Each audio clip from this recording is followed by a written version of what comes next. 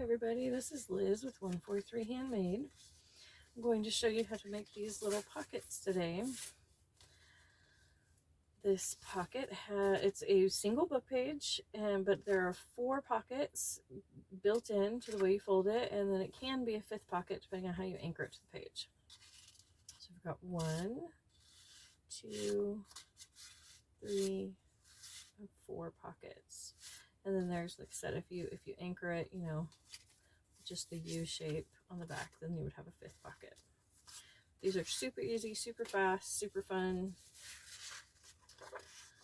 So start with just a book page. Any book page will do. You do want to make sure that it has some strength to it if you're going to be using it as a pocket. But let's see, which way do we want to fold it? Doesn't really matter. As you can see, some of the text is right side up, some of it's upside down. As you fold them, you'll learn your own technique of how to keep it, which part right side up that will make you happy, because we all have different tolerances on upside down writing. So you just take it and you just fold it where there's somewhere between 1/2 inch to 1 inch. Well, it kind of depends on how big your page is too, but you want to have at least a little bit of a corner here. And then I use the text line to make sure that my fold is straight. And then you just fold it out like that. Rotate it just to put the points up. To me, it looks like either like mountains or one of those the pirate hats that we used to fold out of newspaper. I don't know. Maybe I'm the only one that remembers those. But then you take one side. It doesn't matter which one you take first. And you fold it. Then you take the other side and tuck it in. And you can adjust that, you know, you can tuck it in more or less depending on your tastes as you get used to making them. But boom, just like that, we've got 4 pockets. 1, 2, 3, and 4. Of course, you can ink these. I would recommend inking them thoroughly before you even start the folding. So, let's see. Go ahead and ink this one. I have my black right here. This is an older black. This is close to my heart. Just water-based dye, black. Exclusive inks, but you can tell it's the old one. The new pads are much larger and they do a slidey thing. I was watching a video the other day and saw that. And this black is good, but it does turn it turns color sometimes. It's quite odd, but it doesn't bother me the way that it works, so I'm gonna go ahead and use it. And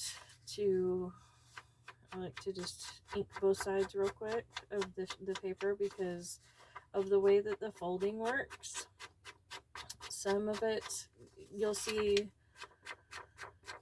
the edge of both sides at different points in the fold, and I find it easier to just pre-ink both sides. Or what you can do is after you get it folded, you can unfold it and just fold or just ink the areas that you know will show. When I ink them, which is not all the time, but when I do, I tend to just do it this way now. It's just, I find it easier to just thoroughly ink both sides. If I can hold on to my little makeup sponge. I bought a big old bag of makeup sponges at the dollar store or Big Lots, I don't remember which. And that's what I use to ink with.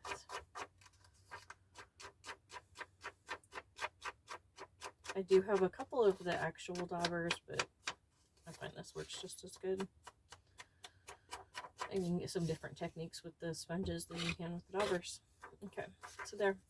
So I really inked on both sides, and that's how my hands look so lovely. So if there's a funny edge, I tend to put it away from me when I'm doing this. I don't know why. I just do. Then we fold. And you can see how much that pops already. because of the inking as opposed to this, where they kind of blend together. So, and fold like so.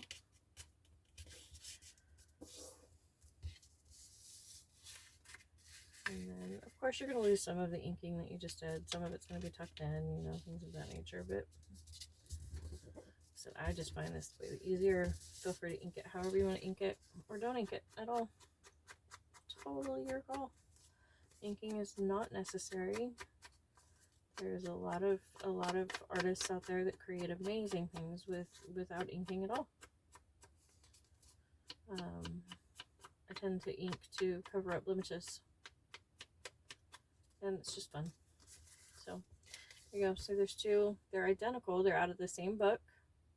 The folds are slightly different because not a machine, but you can see how much difference there is from the inked to the not inked. You can really see the definition of where the different pockets are on the inked version. Then from here, you can, obviously it's just a tube at this point, and how I close them up is I like to run them through my sewing machine. Let me see if I can find an example one. So I make them out of matte pages, I ink some, I don't ink them all. Sometimes the inking gets weird, but yeah, these are, so they're sewn across the bottom. Just keep this one out. Yeah, so this is a much smaller page, which is great. You know, you can see that it works with various size pages. Here's a much larger one. This one I kind of went a little crazy with the inking. I was just kind of playing with different colors and things. But yeah, I just sew with a straight stitch, and I'll have a big stack of them, you know, in front of me, and I sit down at my sewing machine and just run them through, one right after the other, and then they'll all be attached. It's called chain piecing and quilting. And then after I get my stack done, then I go through and I just clip them apart. I don't really worry about these little stringies. I think it just adds a little something, another texture, you know, tactile experience, but you can totally nip those off. And if you were worried about it all, just put a little teeny tiny dab of glue on the back, or that would just be glued when you anchor it to the page, because whether you anchor it as a pocket and you just do the U, or if you're just going to anchor the whole thing down, either way that's going to be glued. So it's nice and secure, but that is how I do it. But you totally can just glue this with just any glue that you like. This is the glue that I tend to use, Fabrifix. It's a silicone glue instead of water-based glue. It's silicone based, so it doesn't warple your pages as much. It is expensive, and it does have well, not expensive, but it isn't as cheap as white glue. And it does have a bit of an odor. It's a lot like using a hot glue gun without the heat. So if you're a crafter from the 80s, you know all about hot glue guns. And pretty much everything we used to use the hot glue gun for, I now use the Fabrifix for. And you just squash it together.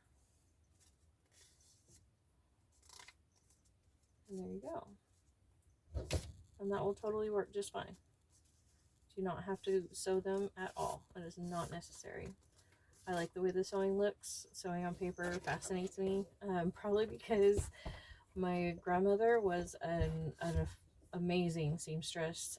She made wedding dresses. She made clothes for all of us kids. You know, pretty much if it could be sewn, she could make it. And she's the one that taught me to sew back in the day. And I was not very good at it at all.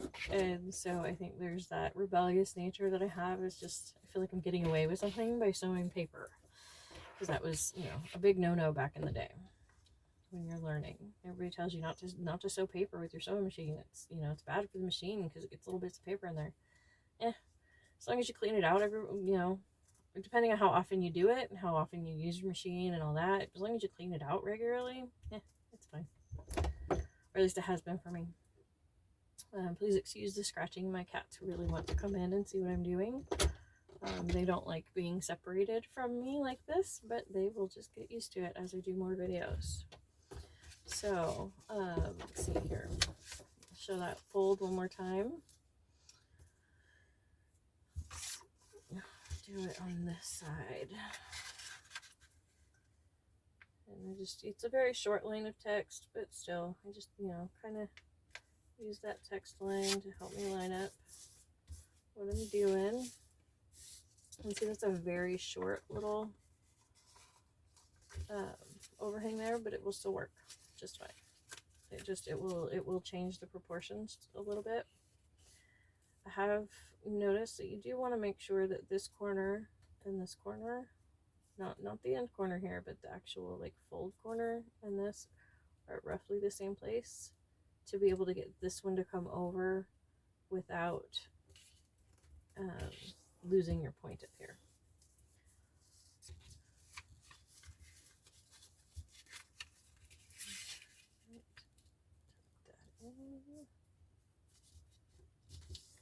And there you go.